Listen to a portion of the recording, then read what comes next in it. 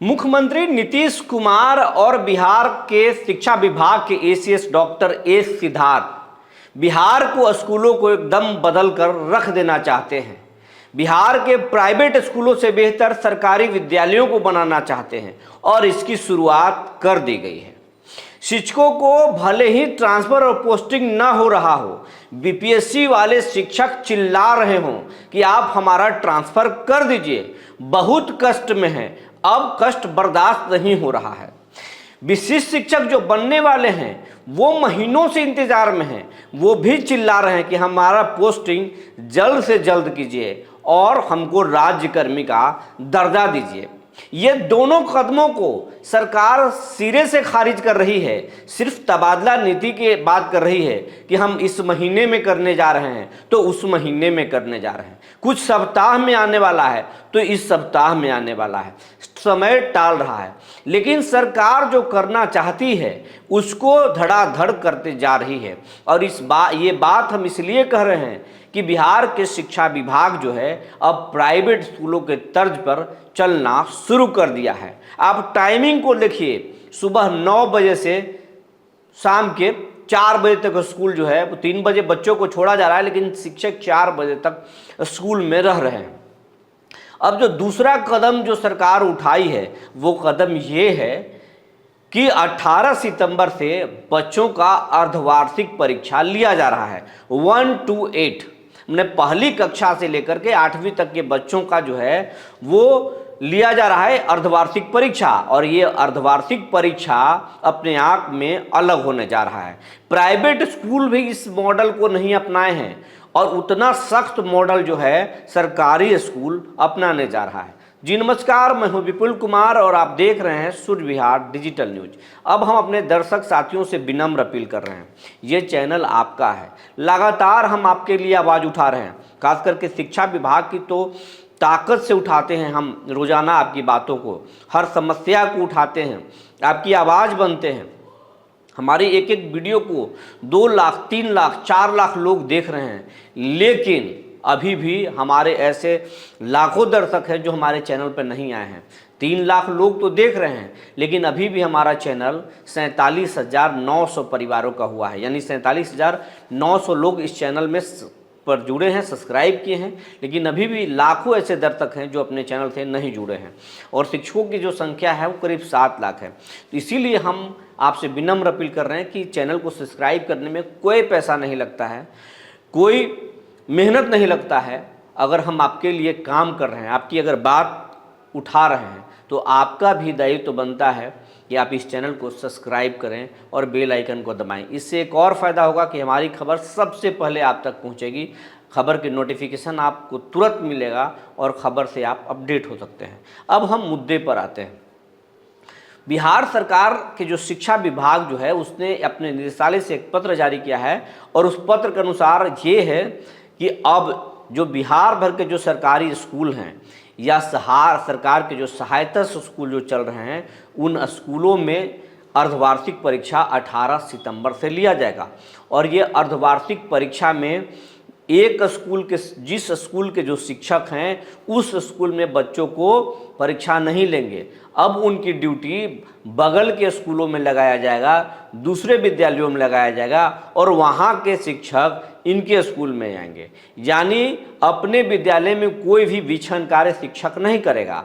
अब जैसे मैट्रिक में, इंटर में या ग्रेजुएशन में जिस तरीके से टीचरों की जो पोस्टिंग होती थी कि मैट्रिक एग्ज़ाम है तो मैट्रिक एग्ज़ाम में जो है जिले भर के शिक्षकों की पोस्टिंग कुछ सेंटरों में कर दिया जाता था, इससे कि पारदर्शिता बनी रहे। जिस स्कूल में परीक्षा लेना है वहाँ का नहीं लिया जाता था, बल्कि जिले भर के अलग अलग शिक्षकों की वहाँ पर पोस्टिंग होती थी जो उन बच्चों को नहीं पढ़ाए हुए हों। इससे सरकार का मानना है कि पारदर्शिता आती है और बच्चों में एक परीक्षा का माहौल बनेगा और वो एक सख्त परीक्षा दे पाएंगे और उनकी मेरिट को जो है वो अच्छे तरीके से जांचा जा सकता है, उनके कमियों को देखा जा सकता है और फिर उन कमियों के हिसाब से उनको दुरुस्त किया जा सकता है, फिर उसी तरीके से उनको पढ़ाया जा सकता है।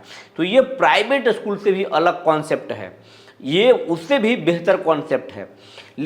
और इसके लिए जो है अब तैयारी बहुत जोरों पर कर दी गई है। जो है एसीएस डॉक्टर एस सिद्धार्थ सभी जिला शिक्षा पदाधिकारी को निर्देशित कर दिए हैं कि आप अपने प्रखंड शिक्षा पदाधिकारी को ये निर्देशित कीजिए और इसकी तैयारी युद्ध स्तर पर कीजिए। और उसका प्रश्न पत्र भी जैसे मैट्रिक के, इंटर के, आईएएस, यूपीएससी के, मेडिकल के प्रश्न पत्र जिस तरीके से गोपनीय तरीके से रखा जाता है, उस तरीके से जिला शिक्षा पदाधिकारी के चैम्बर में जो है मतलब उनके नॉलेज में गोपनीय तरीके से प्रश्न पत्र रखा जाएगा और उसके बाद में स्कूलों तक पहुंचाया जाएगा। तो ये बहुत उम्दा तैयारी है और प्रखंड शिक्षा पदाधिकारी सभी अपने शिक्षकों को उसी हिसाब से ड्यूटी लगा रहे हैं। तो इसकी तैयारी है, ये सराहनीय कदम है कि आप ऐसा कर रहे हैं। लेकिन सवाल ये उठता है, सूर्य विहार सवाल सरकार से ये कर रहा है कि आप कदम तो उठा रहे हैं, लेकिन जो शिक्षकों की जो समस्या है उस समस्या पर भी आप विचार कीजिए। आप कोई भी प्रयोग कर लीजिए, लेकिन आप प्रयोग करेंगे किस पर?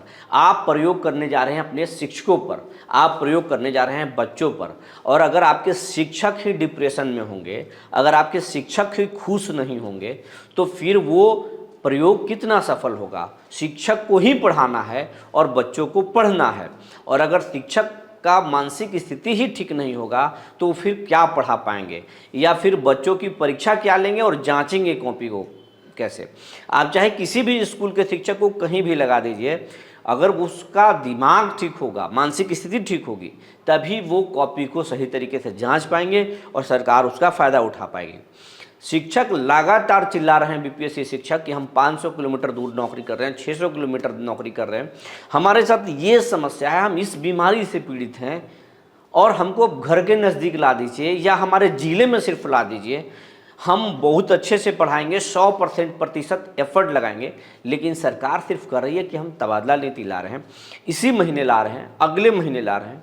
इससे काम नहीं चलेगा। सरकार को सबसे पहले एग्ज़ाम में जितना एफर्ट लगाया जा रहा है, या दूसरे कामों में जितना एफर्ट लगाया जा रहा है, जांच में या ई शिक्षा कोर्स में जितना एफर्ट लगाया जा रहा है, सबसे पहले इन शिक्षकों को ट्रांसफ़र कर देना चाहिए, इनके गृह जिले में भेज देना चाहिए, या इनको कम से कम तकलीफ हो उन जगहों पर भेज देना चाहिए और उसके बाद इन पर प्रयोग करना चाहिए, इन पर सख्ती भी करना चाहिए।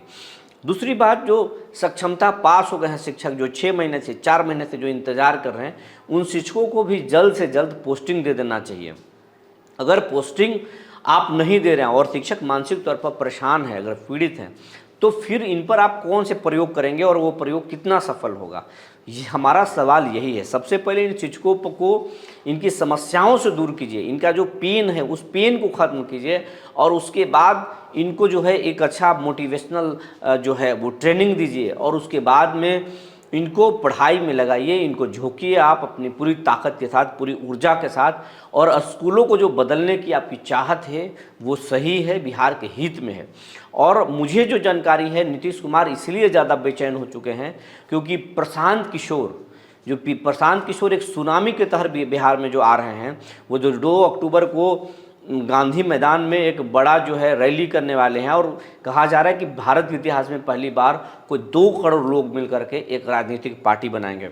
और प्रशांत किशोर का जो भाषण का जो मेन मुद्दा है, जो मेन इशू है, जिस पर सरकार को घेर रहे हैं, देश भर के बड़े बड़े पॉलिटिकल पार्टी को घेर रहे हैं, लालू को, नीतीश को, बीजेपी को, सबको घेर रहे हैं, वो इसलिए घेर रहे हैं कि बिहार में अब तक बच्चों का विकास नहीं हुआ है, बच्चों के रोजगार के लिए कोई काम नहीं हुआ, उनके फ्री एजुकेशन के लिए काम नहीं हो रहा है। और बिहार में जो शिक्षा का स्तर है उस स्तर पर जो है बिहार के बच्चों को बेरोजगारी, उसका सबसे बड़ा कारण है बिहार के लोगों को बाहर में काम नहीं मिलता है।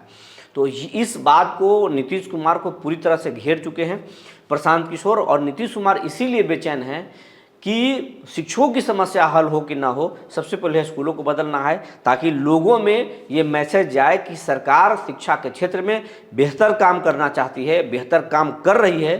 प्रशांत किशोर जो बोल रहे हैं वो गलत बोल रहे हैं। लेकिन सवाल ये है कि प्रशांत किशोर सिर्फ बच्चों की पढ़ाई पर नहीं घेर रहे हैं, शिक्षकों के वेतन और संसाधन पर भी घेर रहे हैं। सरकार को हर मुद्दों पर विचार करना चाहिए और उसके बाद ही निर्णय लेना चाहिए।